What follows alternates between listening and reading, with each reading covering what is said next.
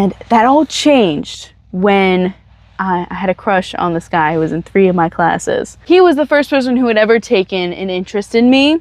And I was like, no, like, I'm weird, I'm different, people don't like me. He was like, no, I want to learn more about you. So I ended up dating that guy for 3 years. And I really beat myself up for that relationship a lot because he had so many red flags in the beginning.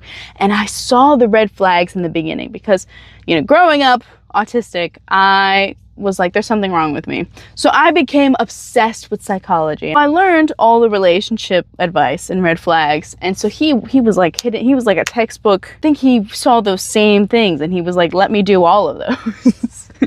So I would see them in the moment, but I would think, well, I just suck so much that what did I expect? At least when I had a boyfriend, he kind of taught me how to be normal. Because when I would go to school, I would talk about anime. No one liked that. But when I had a boyfriend, I could go to work and I could be like, yeah, my boyfriend. And then someone else would be like, my boyfriend. And we'd be like, oh my God, boyfriends. And it was so nice to be able to have just a baseline thing to connect with everybody with. Really towards the end of the relationship, at that 3-year mark, I wanted to break up with him, but I just was scared of what that meant. Whenever I would talk to people about it, I hated it so much because people would always tell me, you're so beautiful and go out tonight and get any guy that you want to date you. I hated that advice so much. And it actually made me be stuck in the relationship more. The only thing that I can hold on to leave this relationship is that I'll find someone else. But I won't.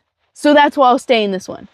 And so it wasn't until one day that I just woke up and I was like, dying alone sounds amazing. Because that means that I got to be my most authentic self in the way that I wanted to until the day I died. And I didn't have to reassure anyone else about who I was. I always think that I'm this bad person. I'm always trying to change so that way people like me more. I'm so sick of that. Let's just accept that I'm a bad person, I guess. And I'll just be selfish. And so if I'm selfish, then I break up with him. And I'll be alone. But then I'm alone. I never heard anybody else say that though. Still to this day, I tell people I'm excited to die alone. And people say, don't say that, you're gonna find someone. And I'm like, that's not the point. I don't want to find anybody.